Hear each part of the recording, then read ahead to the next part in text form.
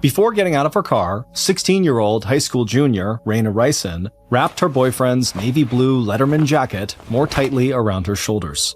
Even if it hadn't been a chilly, cloudy day in the town of LaPorte, Indiana, Raina still would have worn the warm and oversized jacket, because this was 1993, and the fact that Matt Elser had given Raina this baseball-style jacket with his name embroidered across the shoulder was a public declaration that the two of them were, once again, a couple, just as they had been, on and off, ever since Raina had been in the 7th grade. And even more important to Raina, wearing Matt's Letterman jacket gave her a feeling that most of her peers took for granted, a sense that she was safe and protected. Now, stepping out of her tan 1984 LTD Ford sedan into the high school parking lot, Raina gave herself just a few seconds to really savor the excitement and happiness she had been feeling all week long about the date that she and Matt had planned for tonight, Friday, March 26th. Turning to grab her backpack out of the car before shutting the driver's side door, Raina just felt thankful that after their latest breakup, she and Matt had both felt so lonely for one another, so incomplete without each other, that getting back together again was a mutual decision. As Raina looked around the busy parking lot and waved to a few of her friends and fellow members of the high school marching band, she thought about how right she and Matt were for each other. Both of them made accomplishments like getting grades good enough to consistently have their names listed on the school's honor roll look easy. With all of its emblems, Matt's jacket alone represented many of his accomplishments, like being a member of the school's track and basketball teams. But it was the treble clef note stitched on the chest across the school logo that showed one of the passions they both shared, and that was music.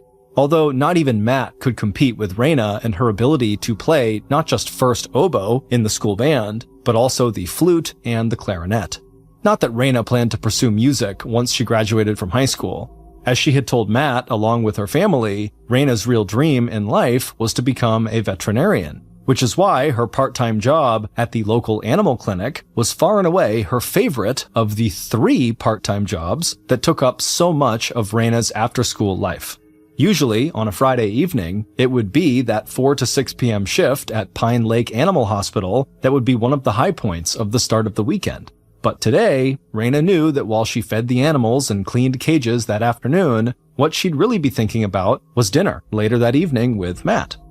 A moment later, as Raina walked into LaPorte High School and headed for her locker, she was immediately lost in the crowd of students who were all spinning their combination locks and exchanging greetings with each other before the first bell of the day called them all into class.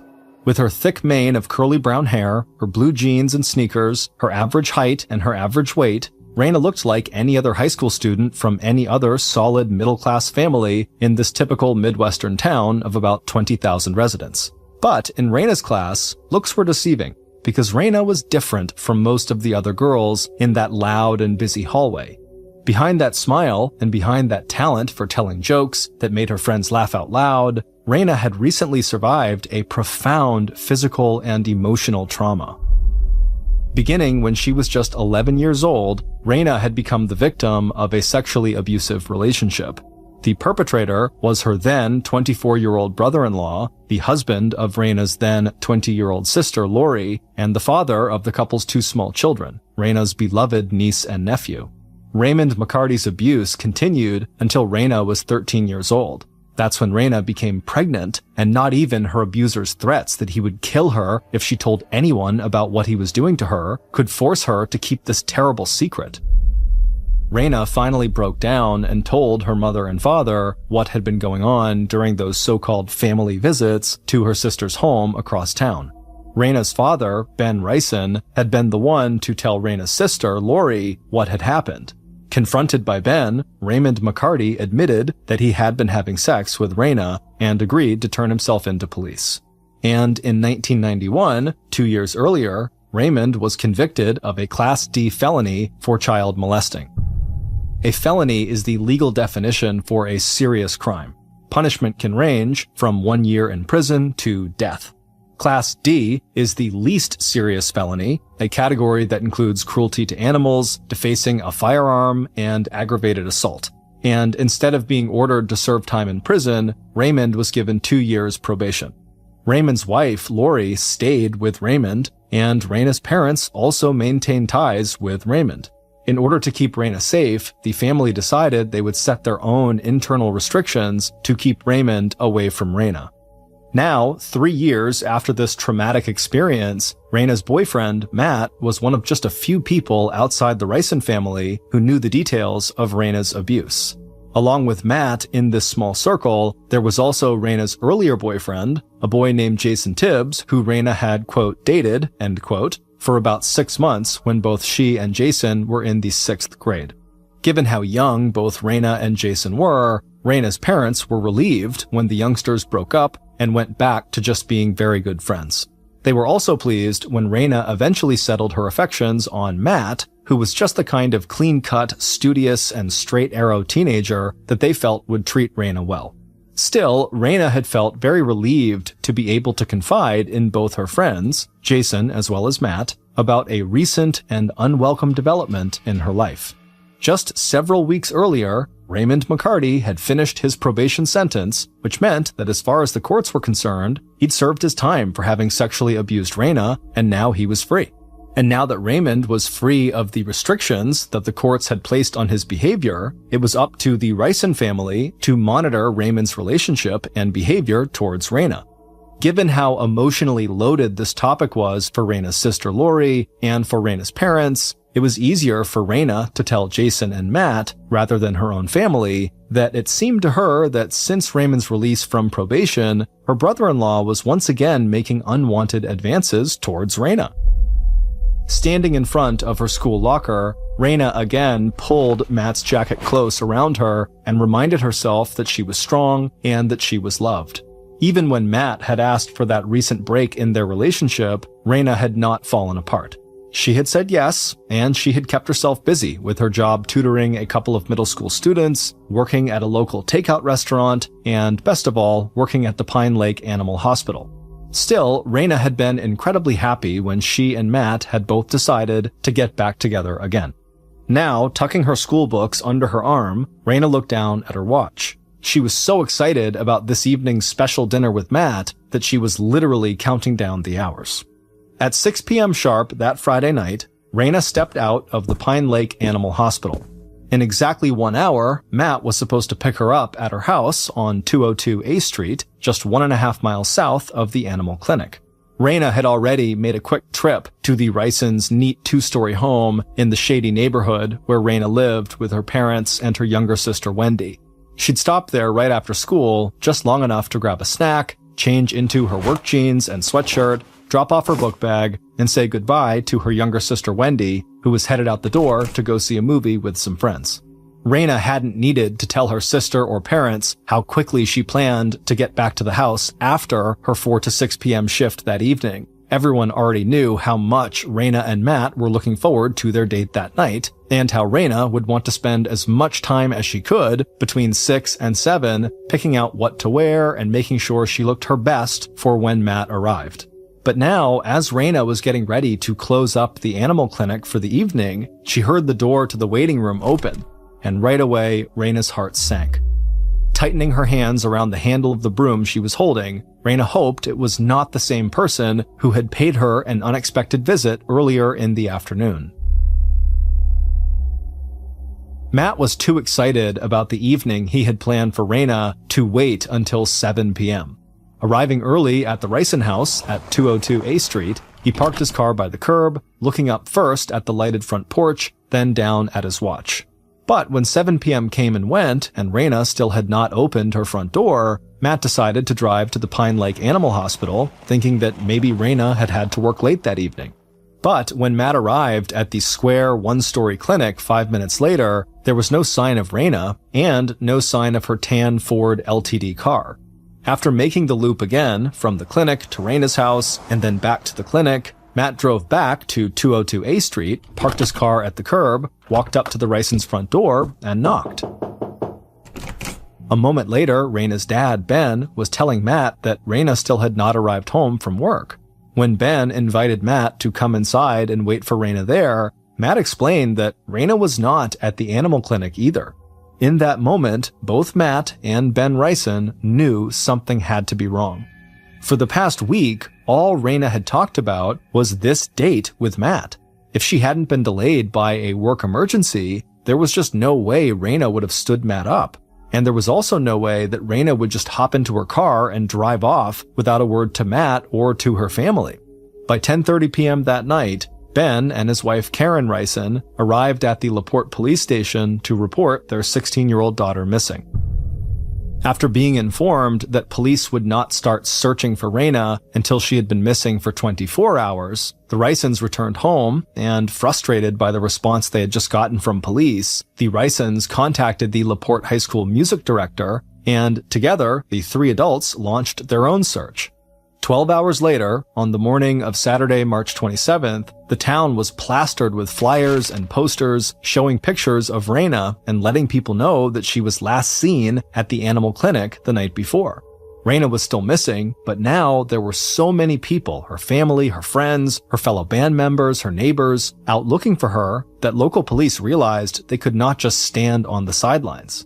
So, by mid-morning, well before that 24-hour mark had passed, police issued their own call for information and tips about the missing 16-year-old, and by Saturday afternoon, there were state police helicopters flying low over LaPorte County, and police from other nearby areas had also joined the search. Almost immediately, the public appeal for information resulted in what police and the family believed might be an important lead.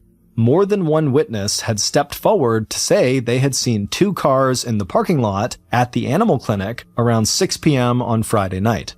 In addition to Raina's car, there was another sedan, this one with two men inside and a teenage girl standing outside the car who appeared to be arguing with the person in the passenger seat.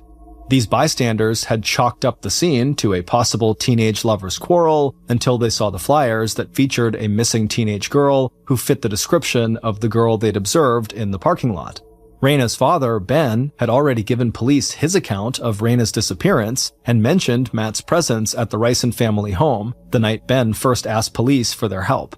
But in light of this tip that suggested Raina's disappearance might be connected to an argument or even a kidnapping that could involve more than one suspect who might have had contact with Raina just before she went missing, investigators got busy with formal interviews of Raina's family and friends. Detectives were especially interested in talking to Raina's boyfriend, Matt, asking him to give a more detailed account of exactly what he had been doing and where he was the night that Raina disappeared.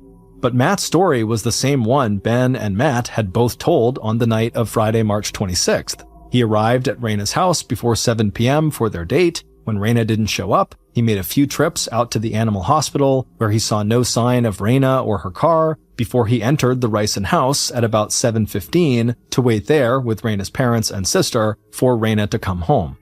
But even before police had a chance to confirm Matt's story and his alibi, there was yet another very big development in what had become an official missing persons investigation.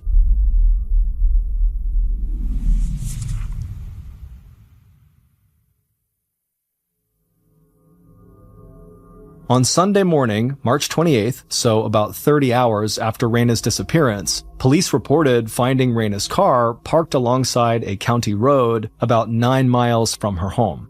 The hood was propped open, like the driver had been having car troubles, but police quickly determined that the scene had only been staged to appear that way. Not only did police find Raina's purse and car keys left inside of the 1984 tan Ford sedan, but when police turned on the engine, the car worked just fine. Then, even as crime scene techs were called to the scene to look for fingerprints and other potential evidence to explain what had happened, police found a ring, too large to fit Raina, in the glove compartment of the car. 7 days after Raina's disappearance, inquiries among Raina's friends about who the ring might belong to led police to Raina's former boyfriend and childhood friend, Jason Tibbs, one of the many people who had participated in the ongoing search for Raina. Jason was surprised but not worried when police showed him the ring they had found. He identified it right away as his ring and explained that he must have stowed it inside of the glove compartment of Raina's car when he had taken it off so he could fit his hand inside of a tight space while repairing Raina's car radio a few months ago. Jason also shrugged off Matt's suggestion to police that Jason was still romantically interested in Raina. Jason readily admitted to investigators that yes, he and Raina had dated briefly back in middle school before Raina and Matt had become a couple. But since then, Jason and Raina had just been friends, an account that was later confirmed by Raina's father, Ben, who remembered that Raina had asked Jason if he could help her with some small car repairs. Like Matt, Jason also had an alibi for the Friday night that Raina went missing. He'd spent that evening playing a popular game of car hide-and-seek with his friends. Called fox hunting, the game involved a driver parking their car somewhere in town, and then, using citizen band radios called CBs, the driver would give out clues that would eventually lead a winner to find the car and driver. And sure enough, police confirmed that Jason had given clues on and off throughout that evening to his fellow players via the citizen band radio. It wasn't until several days later that police made the discovery that would change the direction of the investigation into Raina's disappearance. That's when police discovered the Letterman jacket belonging to Matt Elser, the jacket that Raina wore or took with her everywhere in a wooded area that police had already searched several times since Raina's disappearance. Hanging 3 feet above the ground in the branches of a tree located in a wooded area 6 miles south of where Raina's car had been found, the sudden appearance of the jacket confirmed the growing suspicion that there was nothing voluntary about Raina's disappearance, and that someone had realized after Raina went missing that they had to get rid of a piece of important evidence that might link them to the missing teenager. Right away, police re-interviewed the owner of the jacket, Matt, but again, Matt's story was exactly the same, and everyone who knew Raina confirmed that whether Matt was with Raina or not, Raina was always wearing or carrying Matt's Letterman jacket with her. But it wouldn't be until 24 days later, on April 27, 1993, that the Ricin family received the phone call that they, and the rest of the close-knit town of LaPorte, had quietly been dreading.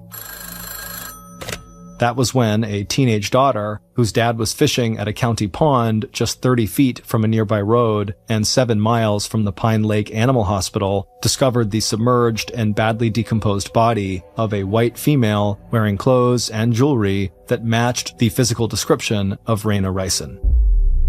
1 day later, an autopsy by the county coroner would confirm Raina's identity. The 3.5-hour examination would also reveal that the cause of Raina's death was strangulation. And suddenly, what had been a missing persons investigation was now officially a homicide investigation.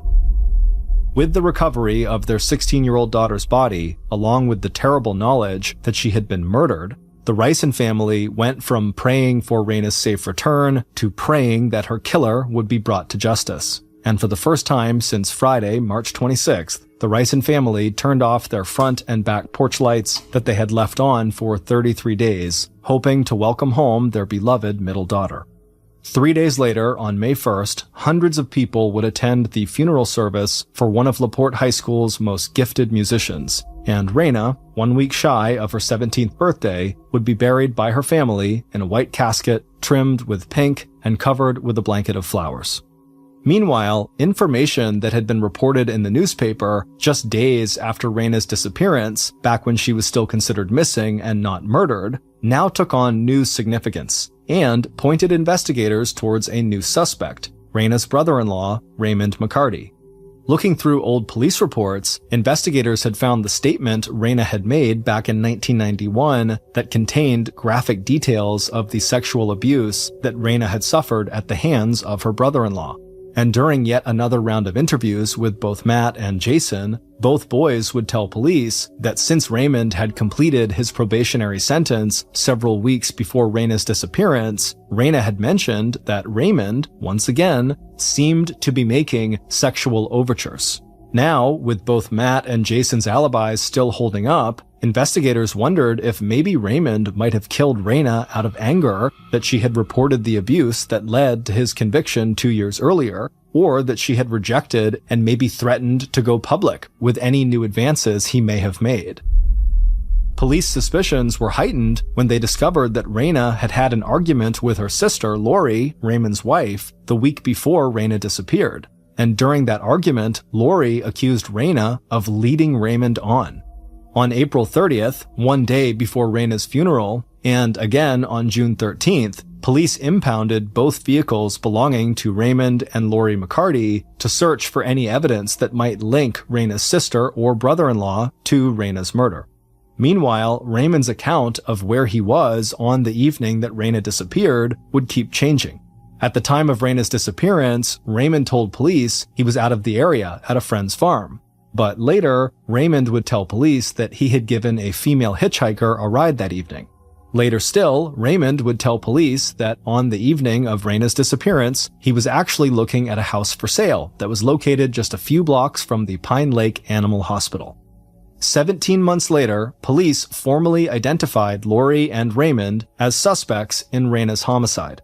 But before detectives could put together a case against these two suspects, police received a shocking tip that looked like it would send the homicide investigation in a completely different direction.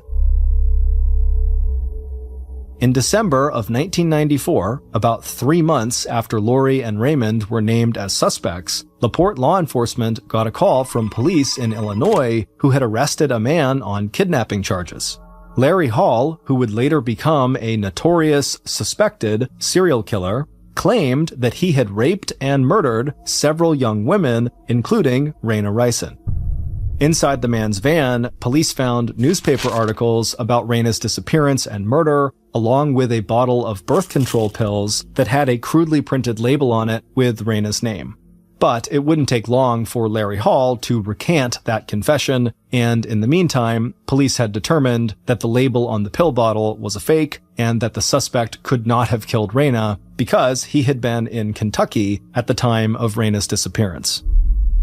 3.5 years later, with no other active leads, police had once again circled back to Raymond McCarty as their primary suspect.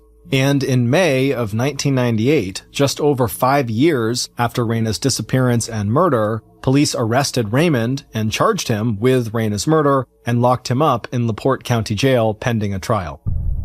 But 15 months later, prosecutors decided that the evidence they had collected against Raymond was not strong enough to support a charge of murder. That evidence, found inside Raymond's vehicle and inside the McCarty house, consisted of several handguns, a stun gun, and bloodstains in his car that later turned out to belong to a deer that Ray had shot while he was out hunting.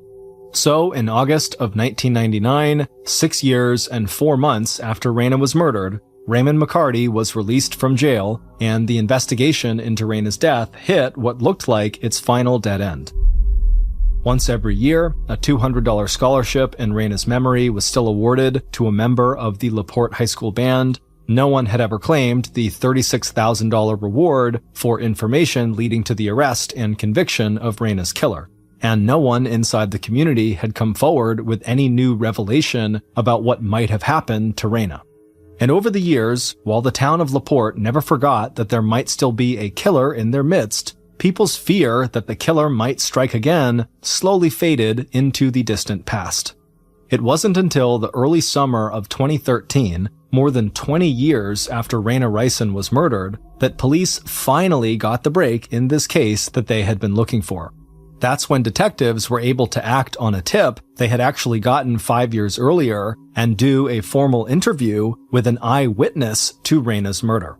In exchange for a promise that they would not face any criminal charges, this eyewitness walked investigators through everything that happened on the night of March 26th, when 16-year-old Raina stepped out of the Pine Lake Animal Clinic and saw an Oldsmobile Buick parked in the lot outside the clinic door.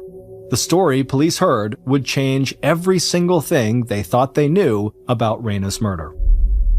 Based on that eyewitness account, here is a reconstruction of what police believe happened on the night that Raina Ricin disappeared.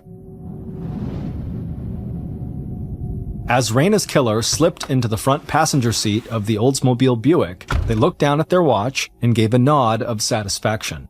It was a foggy Friday night in LaPorte, Indiana, and the killer intended to kick off the weekend with a little visit to the Pine Lake Animal Hospital.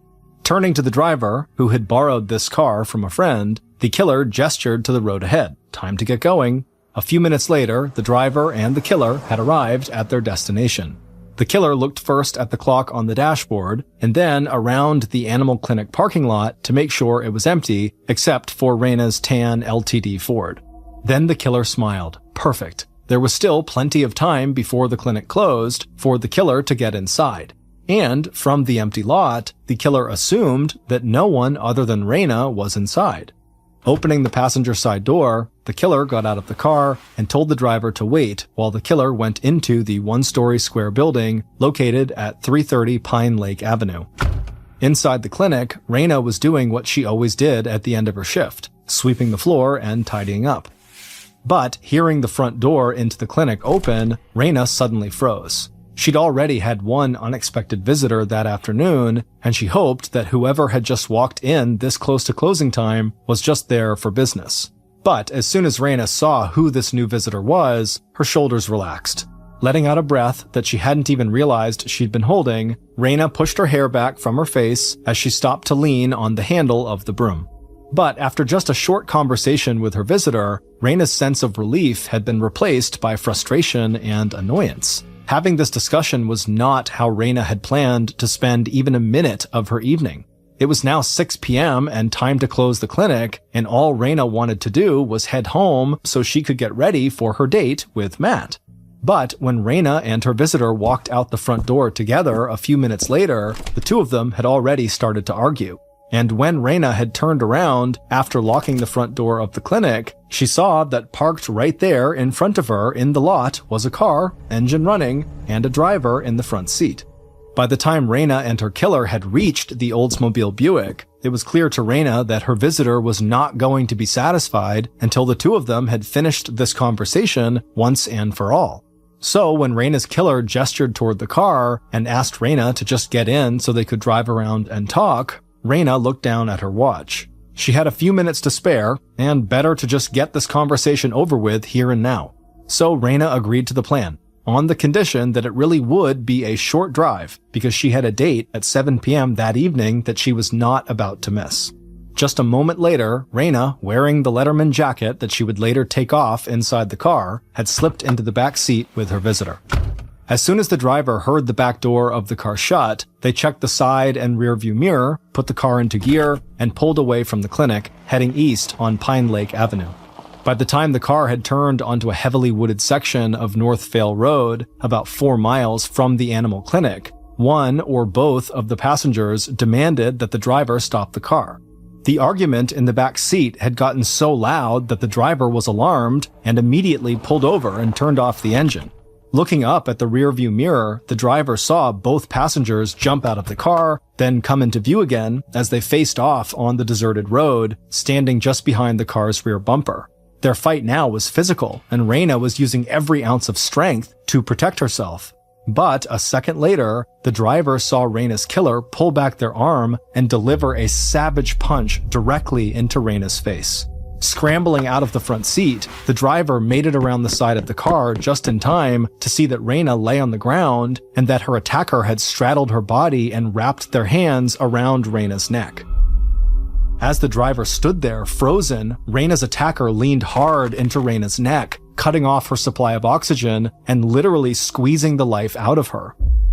Afterward, there was a moment of stunned silence, and then, standing up slowly and still breathing hard, Raina's killer gestured for the driver to open the trunk of the car.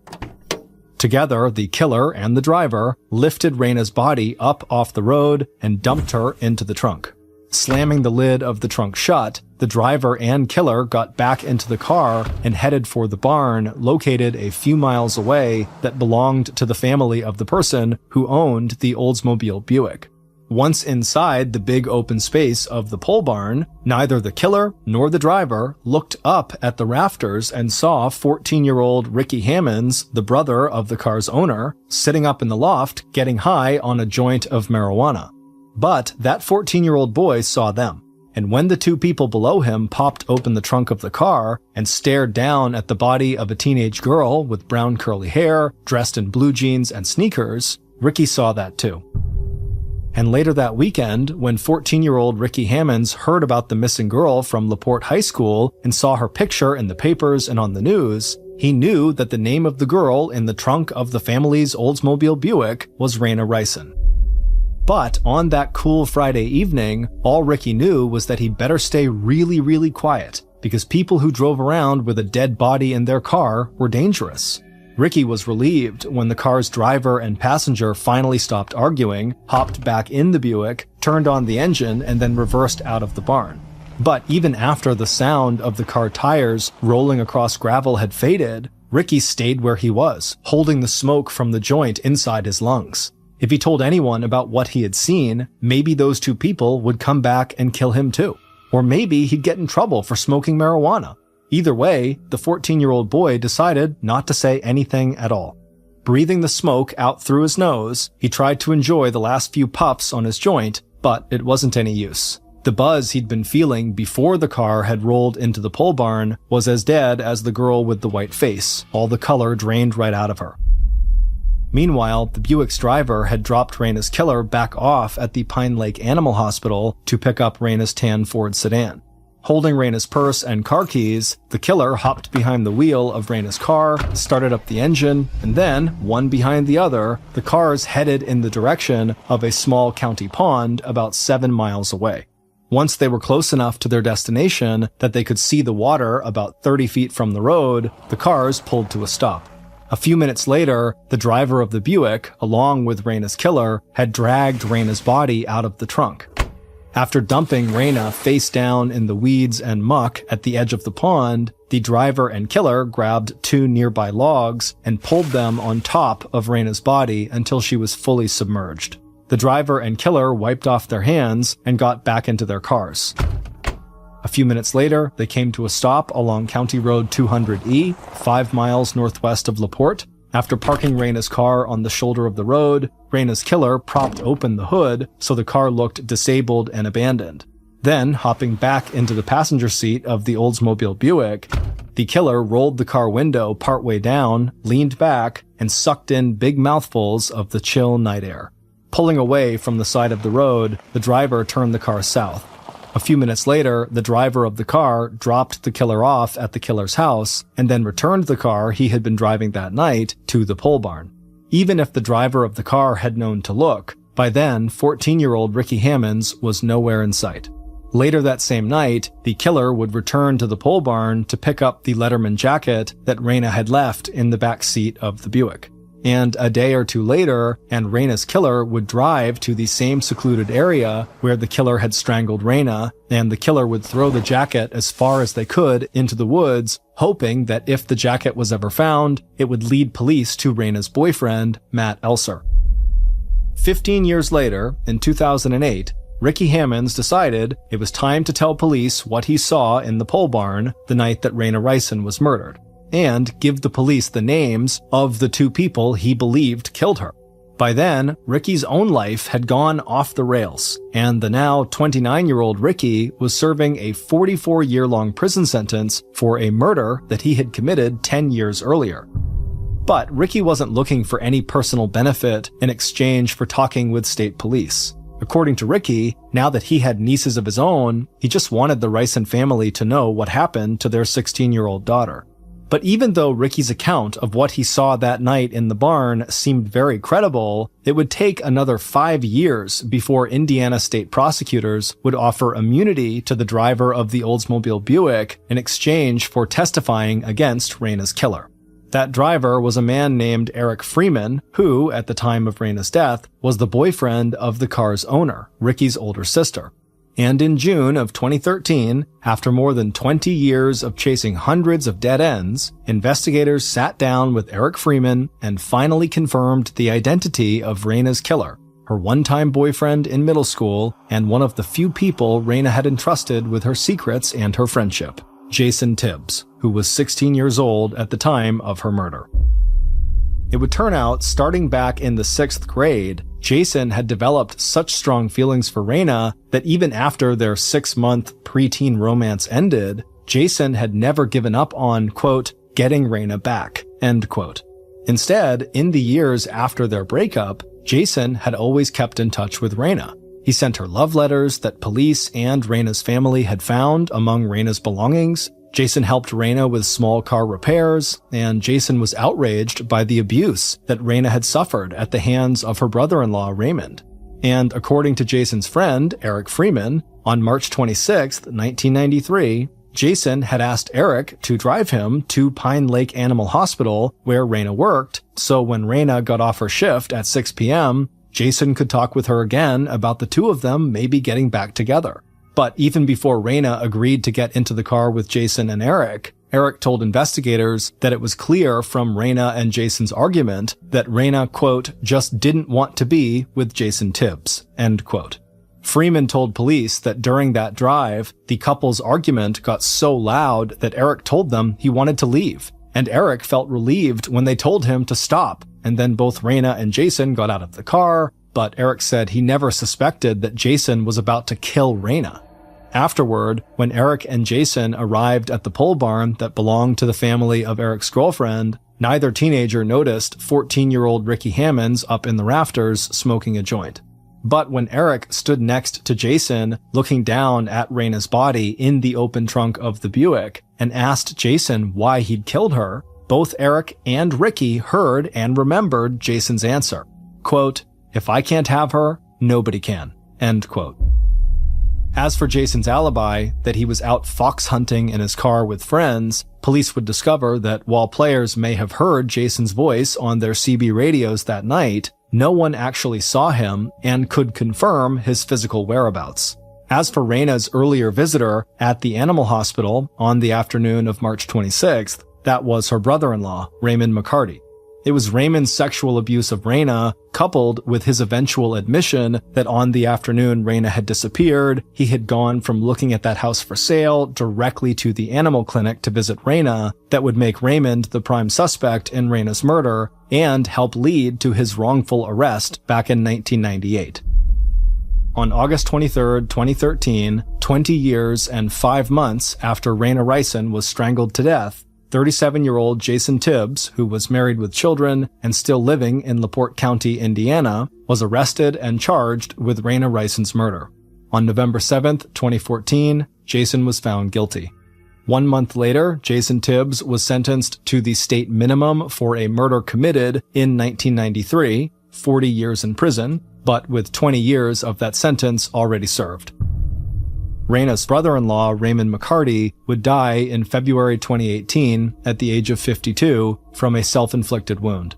At the time of his death, Raymond McCarty was in jail, having been arrested 3 days earlier on a charge of battery resulting in serious bodily injury. The inscription on Raina Rison's headstone reads, quote, "She now plays a flute of silver and an oboe of gold," end quote.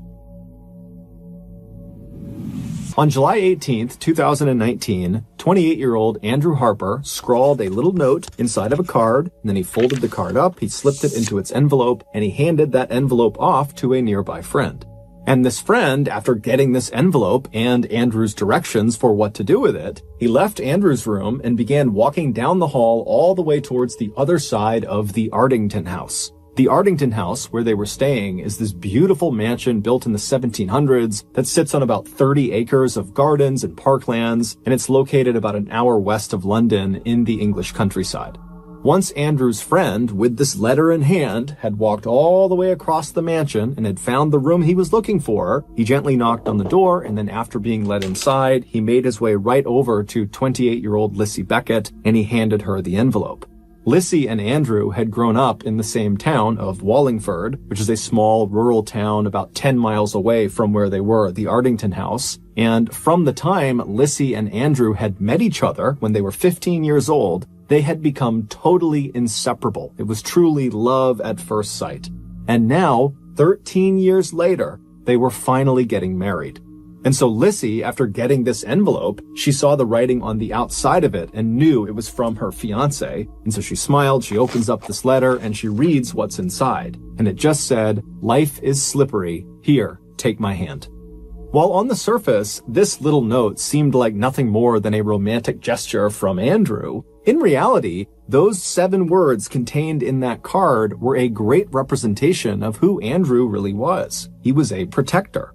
Ever since Lissy could remember, Andrew had always been so concerned with her safety. And for that matter, anybody around Andrew was just worried about and wanted to make sure everybody was taken care of. And as Andrew got older and grew to be this massive 6'5" tall man, his natural inclination to protect other people only became more pronounced. While Andrew was known for being incredibly charming and friendly and approachable, at a moment's notice, he could flip the switch and literally step in and use his big frame to protect anybody that needed protecting, no questions asked.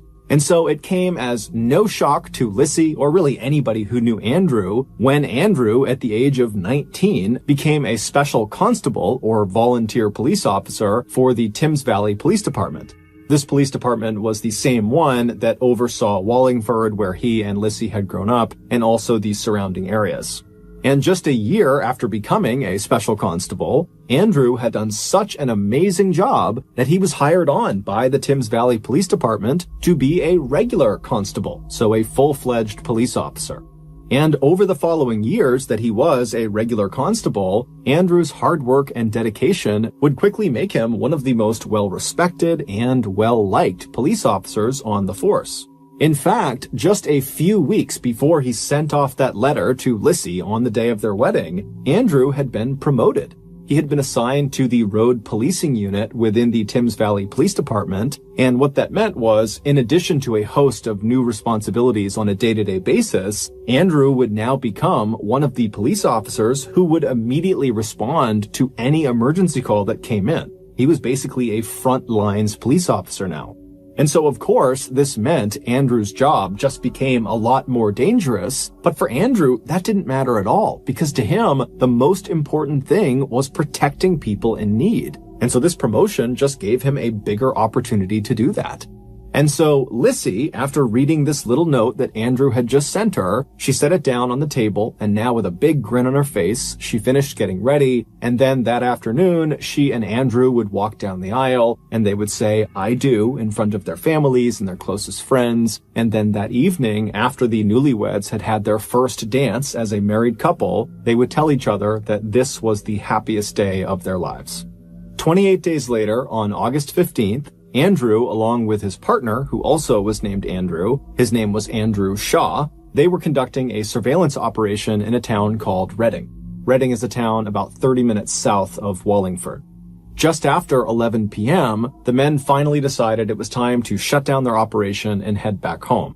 Their shift had actually ended 4 hours earlier, but being hardworking and diligent police officers, they had worked overtime because they knew it would help their unit. But now, at 11 p.m., they were totally exhausted, and so as they're kind of yawning and packing up their things, Shaw, who was driving, would fire up the engine of the unmarked BMW car they were in, and then once it was on, he would pull away from the curb, and they would start heading north. At the same time, a very distressed man who lived not far from where Andrew and Shaw had just been doing surveillance, he called 999, and he told the dispatcher that just a few moments ago, this gray sedan had pulled up his driveway and stopped right outside of his property. Now, this man's property was off of a road called Admore Lane, which was this winding one-lane country road that had very little traffic, and there was not that many properties off of it. And so for anybody to pull on to this man's property would have caught his attention, let alone a car pulling onto his property in the middle of the night. And so as soon as the man had seen these headlights coming up his driveway, he had gone to the window and watched, wondering, what is this person doing? Had they turned onto the wrong property? Are they going to turn around and leave? But to his horror, once this car had stopped right outside of his house, 3 masked men who were carrying weapons of some kind got out of the vehicle. And so at that point, the man had frantically dialed 999, and as he's trying to describe the situation to the dispatcher, he suddenly tells the dispatcher as he's looking out the window that he thinks these men are here to steal his quad bike. His quad bike was parked right outside of his detached garage, and he saw them walking towards it. And so he tells the dispatcher, who's already told him that police are on the way, he tells the dispatcher, "I can't wait any longer. I'm going out to confront them and stop them from stealing my bike." The dispatcher yells at him not to and says, "They have weapons, stay in your house," but this guy's not listening, and so he runs to his front door, he opens the front door up, but by the time he's looking outside, the gray car, the 3 masked men, they're all gone, and so too is his quad bike. And so he goes back in the house, he's talking to the dispatcher, and the dispatcher says, "Look, just stay at your house, the police are on the way, they will intercept that car, they'll get your quad bike back." And so seconds later, a call went out over the radio to Thames Valley Police to go and intercept this gray car on Admore Lane. So whoever was closest, go over there, but be advised, the occupants of this car are 3 masked men that are armed and dangerous. Now, Andrew and Shaw, when they heard this call, they would have known that they were not the only officers that could have taken this call. And they also would have known that they've been off the clock now for like 4.5 hours. There was no expectation that they would continue to work and go take this call. But they didn't care at all. When that call came across, the only thing they thought about was, do your job. And so Shaw, he whips the car around and he speeds towards Admore Lane and he pulls off of the main road called the A4. He gets onto Admore Lane and he starts driving north. Now, as soon as they turned onto that road, their vehicle effectively blocked the way for anybody coming the other direction. And so at this point, they're expecting this gray car full of these masked men to be coming in their direction, and they are now blocking the way. And so Andrew and Shaw, as soon as they get on that road, they know a close quarters confrontation is almost guaranteed. But when you listen to the dashcam footage from the front of their vehicle that picked up the voices of Andrew and Shaw as they turn onto this road, there is no nerves, there's no fear, there's no hesitation. They are calm as can be. This is what they have trained for. They were ready.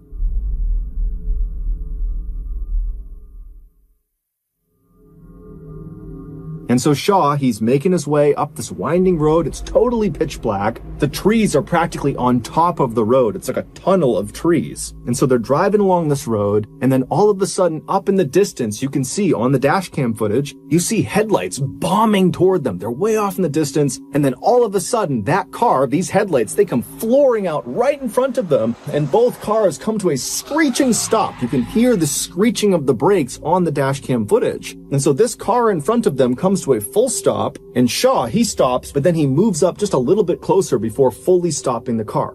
And so now the two cars are only maybe 10 or 15 feet apart. At this point, it's important to understand that the vehicle that Shaw and Andrew were in was an unmarked car, and they had intentionally not put on their blue lights as they're cruising up this road because they didn't want the suspects to see the blue lights in the distance and turn around and get away. And so now they've come face to face, and so Andrew and Shaw, they're looking at this vehicle, and they can see that one, it's a gray sedan, so it matches the description of the car they're looking for, and two, behind this gray sedan is what looks like a quad bike that they are towing.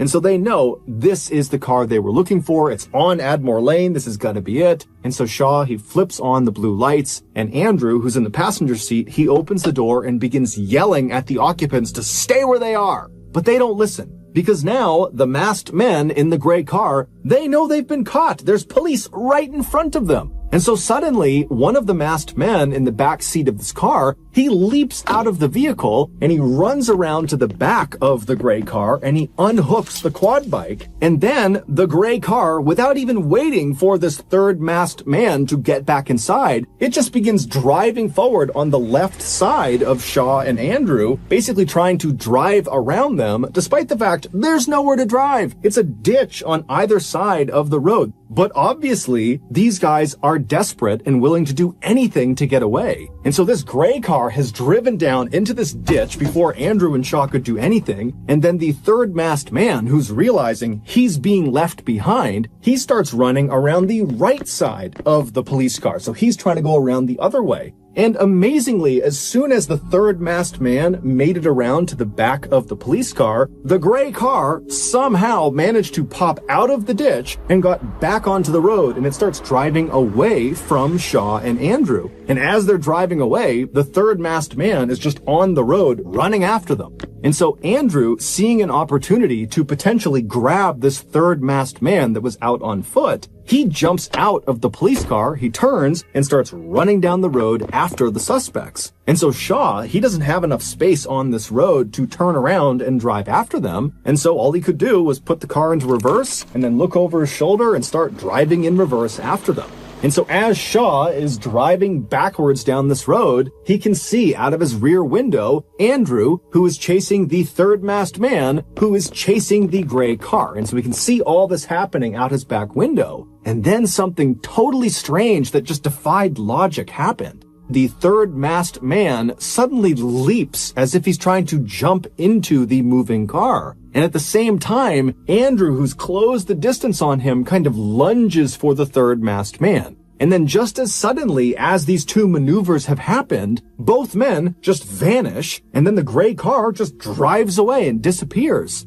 And so Shaw, he's watching this happening, and he has no idea what he's just witnessed. He's thinking, where did Andrew go? Where'd the third masked man go? What's happened? But he still can only drive in reverse, and so he's just driving, and then finally he reaches a point in the road that's just wide enough that he's able to turn the car around, and as he's doing that, you hear over dispatch that someone is asking Shaw, what's going on? Where are you? And all Shaw is able to say is, my partner, Andrew, has gotten out of the vehicle, and I lost him. I don't know where he is. And so after Shaw has turned the vehicle around, he begins driving, now facing the proper direction. And as he's driving down this creepy dark road, you don't see anything. It's eerily quiet. Andrew's nowhere to be found. The car is nowhere to be found. The third masked man, there's no one. And so Shaw is just driving down the road, hoping that as he makes one turn or the next, he's gonna see his partner just kind of running on the road somewhere, but he doesn't.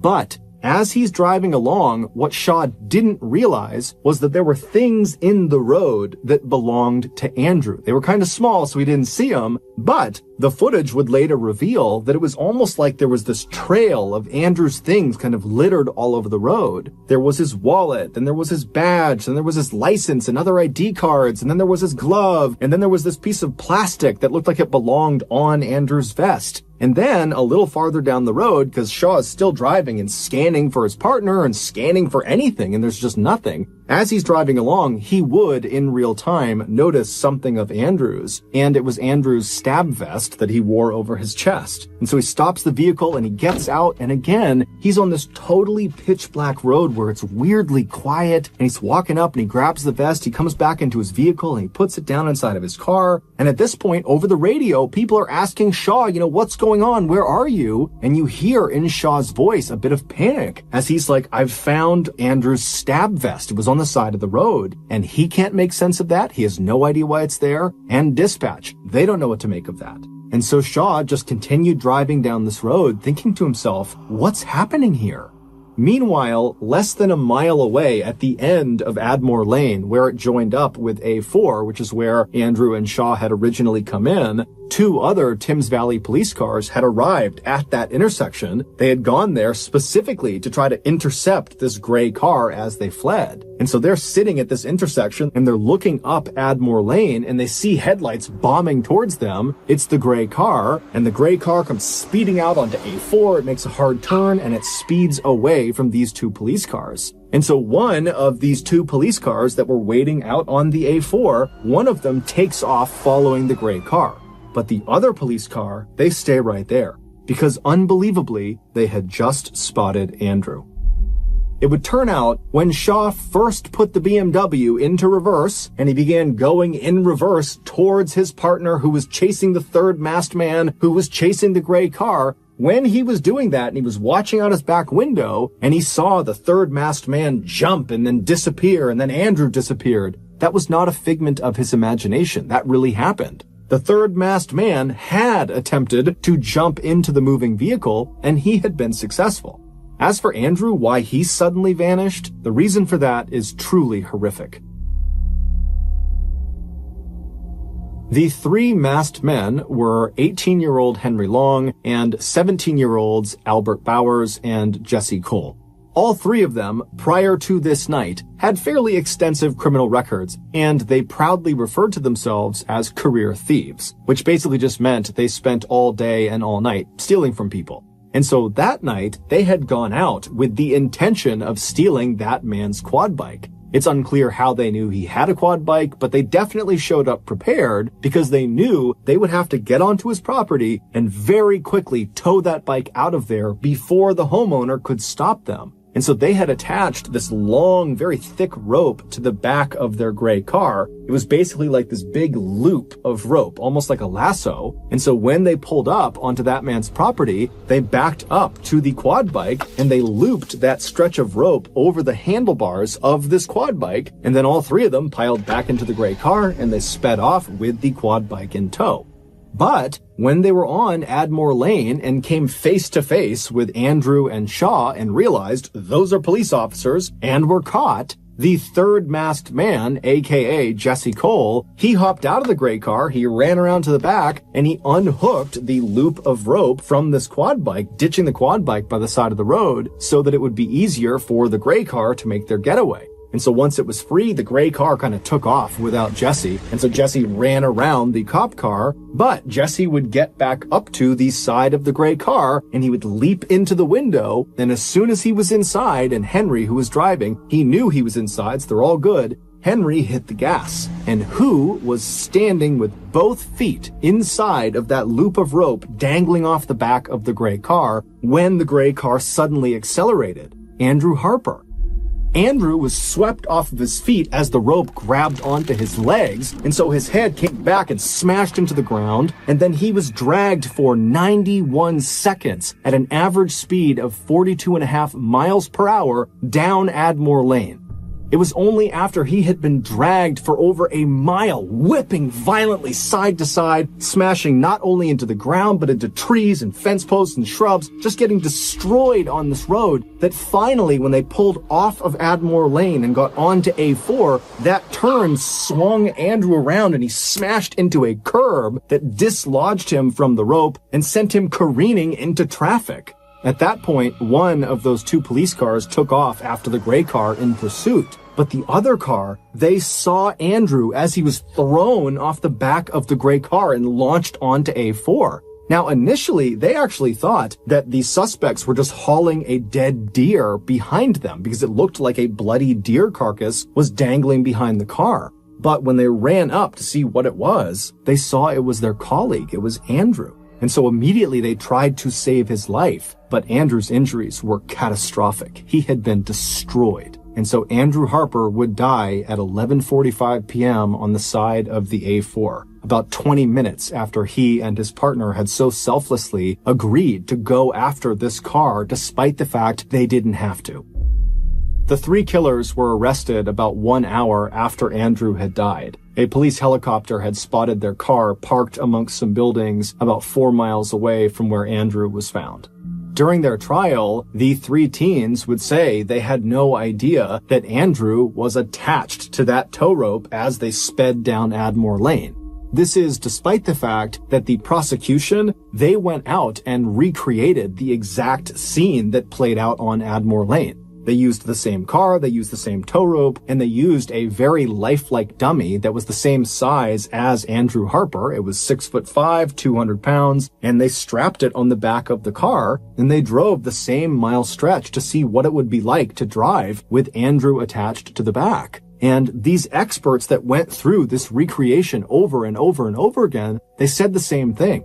It was nearly impossible to drive the car because as soon as the dummy would start to shift one way or the other, it would tug and pull on this little gray car. And so handling this car would have been a nightmare, not to mention the fact that the sound of Andrew grinding against the cement and smashing into trees and posts would have been extremely loud. And so the prosecution attested that there was absolutely no way that those three teens wouldn't have known that there was a person connected to the back of their car.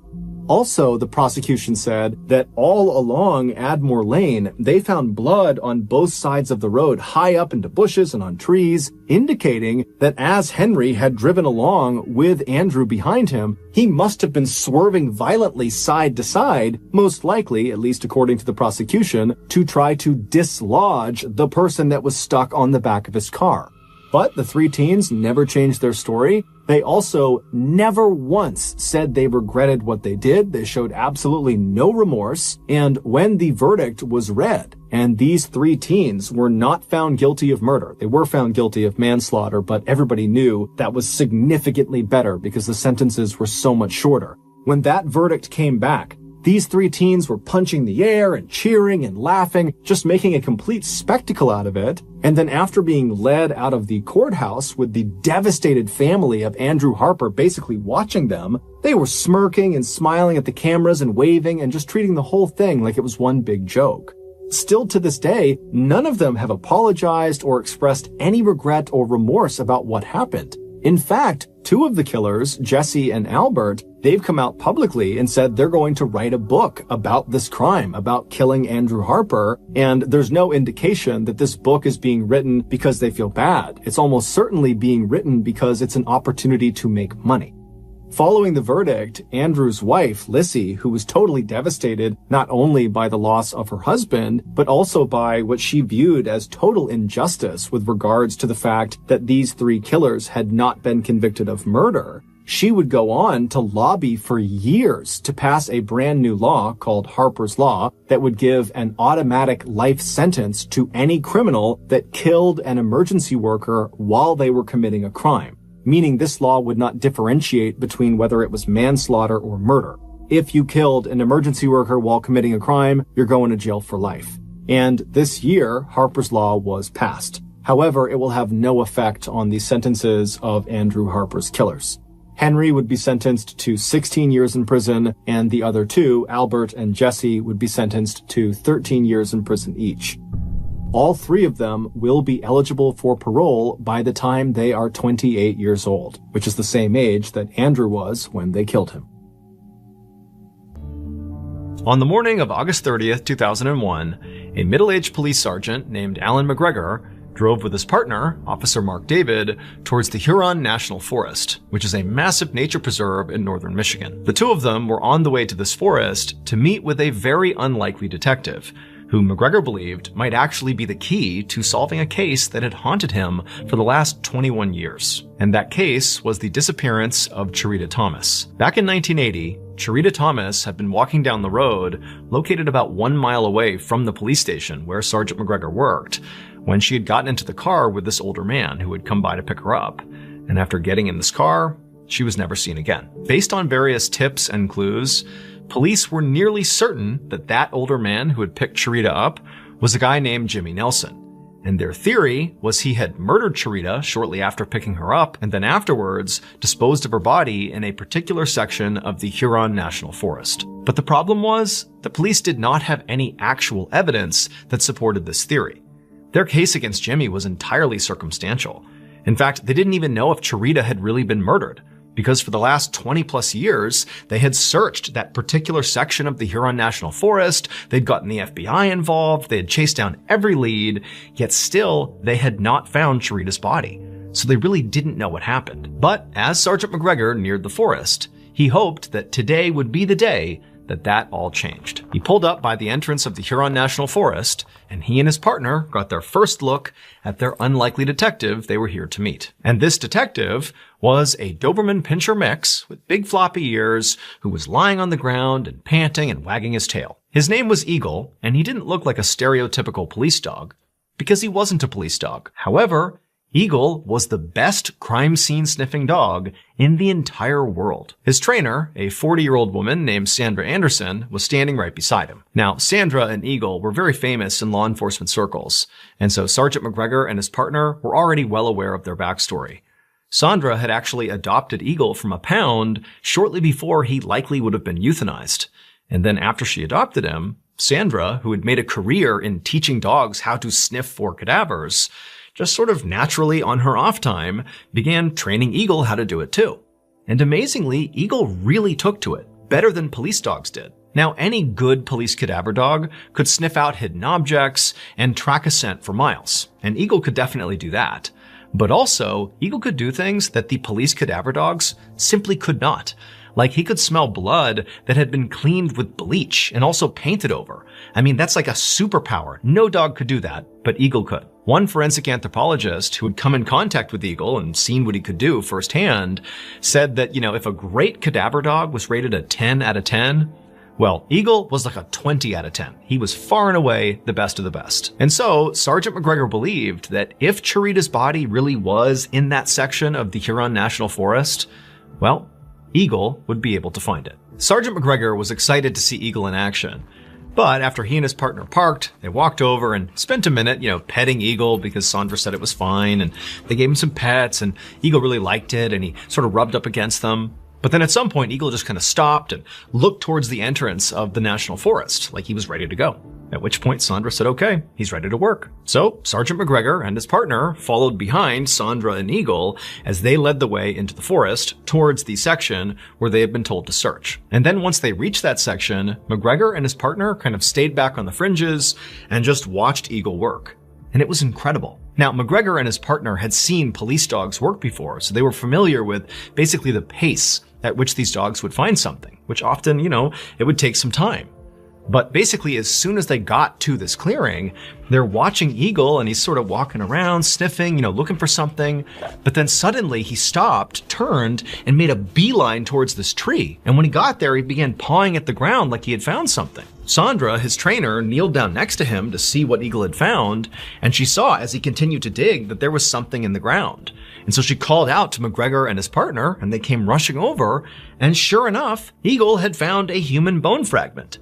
To be clear, this dog only finds human bones, and so it's not like it would be able to find a chicken bone and think it was a human bone. Basically, if it found a bone, it's a human bone. McGregor and his partner were totally shocked here. I mean, they had really high hopes for the search, but to already be finding human remains in this particular section of the forest was revelatory. I mean, not only was it a big deal to find human remains here, but these could be chiritas. This could be the key to unlocking this 2 decades old case. But Sandra, Eagle's trainer, did not seem shocked at all. This was pretty much par for the course. She smiled at the 2 investigators and kind of shrugged like, yep, this is what he does. She gave him a treat. And then Eagle got up and just continued searching the area. After Sandra and Eagle had taken off, McGregor and his partner bagged the bone fragment and then just kind of continued to let Eagle do his work. And over the course of that day, Eagle just kept on finding more human bones. It was truly incredible. And then the next day, when they came back for a second search, Eagle found even more. It was like there were human bones all over the place. However, this was actually kind of typical for human remains that have been left out in the wild for a long time, like they believed chiritas had been. The idea is, after the body is left there and decomposes, animals come along and break apart the bones and kind of carry them in different directions. There's weather, there's a bunch of things that affect the body that sort of gradually takes it and spreads it all over the place. But as alarming as it was to find this many human bone fragments in such a small area in this forest, at the end of that second search on the second day, McGregor, all he could feel was elation. He felt like Eagle had done the exact thing he was hoping he would do. He had found the remains that very likely were Chirita Thomas's. McGregor thanked Sandra and Eagle profusely for their help, and then after saying bye to them, he and his partner went back to the station and they sent off the bone fragments to the FBI to be analyzed. And then after sending them off, they waited. The analysis would take several months, but in February of 2002, the FBI finally called McGregor. Now at this point, McGregor was very hopeful and sort of expected that these bone fragments would belong to Chirita, but what they actually said shocked him, because according to the FBI, those bone fragments that Eagle had dug up did not belong to Chirita. In fact, the bone fragments didn't even belong to a single person. They belonged to 3 different people. And when McGregor heard this, his blood ran cold, because he wasn't thinking, oh boy, this totally blows up the case.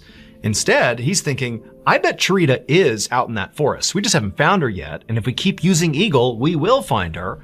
But now I have at least 3 more people that have been found out there, 3 dead people. So maybe Jimmy is way worse than I thought he was. Maybe he didn't just kill Chirita. Maybe he's a serial killer and he's dumping his bodies in that part of the forest. However, as explosive as this new information was, it only made things way more complicated for McGregor, because he and his partner and all of his colleagues had no idea who these 3 new bodies were. And neither did the FBI. The FBI could only determine that these bone fragments came from 3 different people, but who they were, they didn't know. And so, to try to figure out who these 3 people were, Sergeant McGregor would need to find more clues. And to find more clues, he needed Eagle to go back to the forest and keep on looking. And so he immediately reached out to Sandra, who said that she and Eagle would come back out there and search the forest again. The new search began on April 17th, 2002. McGregor, his partner, Sandra, Eagle, and a whole bunch of police officers and crime lab technicians descended once again on that same section of the Huron National Forest. But after a kind of lengthy search that day, the police officers, the entire police force that showed up, they didn't find anything of note. But Eagle, he did. At some point, Eagle had sniffed out a human knuckle bone in a dried out stream bed. When this discovery was made, Officer McGregor was elated because it was like, once again, we are finding evidence that's going to help him break this case he has been trying to crack for 20 years, which now might actually be way bigger than he thought it was. It might not just be the murder of Cherita. This might be the hunting grounds or the dumping grounds of a serial killer who killed Cherita Thomas. And he, McGregor, was going to be the one who solved it. He just knew it. But when McGregor turned back around to continue searching in the area that he was looking, he suddenly heard this commotion coming from behind him, sort of in the same direction where that human knuckle bone had been found. And he turns around and he sees what looks to be some sort of physical altercation happening amongst two people. He can't really tell who it is, but there's screaming happening. It's total chaos. And so, having no idea what was going on, McGregor abandoned his search, turned, and ran to go break it up. And after this fight was broken up, another major discovery was made. But it was not another bone. It would turn out the person who was dumping bodies in this section of the Huron National Forest was not a serial killer, nor was it Jimmy Nelson. Instead, the real culprit was actually one of the investigators who was out here doing this search right now. Eagle was not the world's greatest cadaver-sniffing dog. In fact, Eagle was not even a cadaver-sniffing dog at all. And his trainer, Sandra, was well aware of that, because this was all a big act. It would turn out, when Sandra and her dog were called out to a site to perform a search, Sandra would show up with a stash of human bones tucked into her clothing, right up against her skin. And then once the search began, she would discreetly pull little bone fragments out and drop them on the ground in front of Eagle, who would immediately notice them and alert people to them, making it seem like Sandra and her dog had once again saved the day. Sandra did this dozens of times across dozens of searches all over the country, all because she loved the thrill of watching the police discover her crimes in real time. Sandra had been successfully searching for body parts that she herself had planted for years without anybody being remotely suspicious of her. However, during the search for Cherita Thomas, Sandra got caught. Right before that fight broke out on that last search, Sandra and her dog had stepped off to the side and believed nobody was watching them,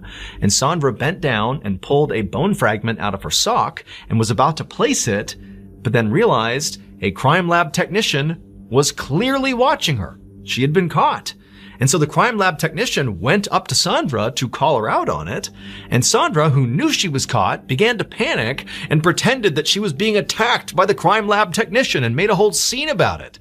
That's what McGregor heard when he turned around and wondered if there was a fight going on. There was no fight. It was just Sandra, again, being caught red-handed. But as awful as Sandra's actions sound, she didn't actually kill anyone. Instead, during her years-long run of fraudulent searching, she had been stealing pieces of medical center cadavers and using those. Sandra ultimately pleaded guilty to multiple felonies, including falsifying evidence and obstruction of justice, and so she was sentenced to 21 months in prison. After she was caught, the FBI had to go back and reevaluate 50 murder cases that Sandra and Eagle had been involved in. Luckily, though, during this examination, they discovered that in all of these cases, they did not hinge on evidence that Sandra had found, and so there were no convictions that were overturned. As for Jimmy Nelson, he was eventually convicted of Cherita's murder. However, his conviction was overturned. But it had nothing to do with Sandra and Eagle. The evidence used to overturn it was completely separate. And so to this day, we still don't know what happened to Cherita, and her body has still not been found. As for Eagle, nobody was mad at him, and he retired from working crime scenes and got as many treats as he wanted until he passed away peacefully in 2003.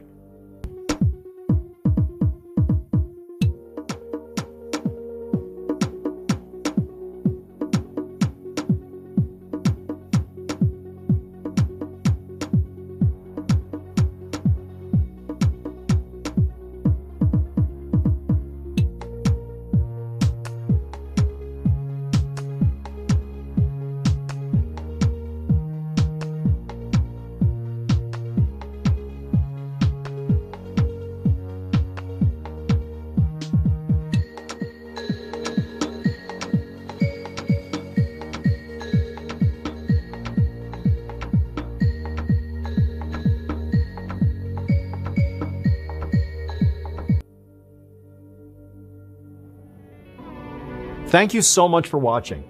Let me know what you thought of today's episode in the comments. And remember, we have hundreds of videos for you to binge right now. But if you're looking for a recommendation from me of that one video that's worth your time, well, it's this one right here. So give it a watch.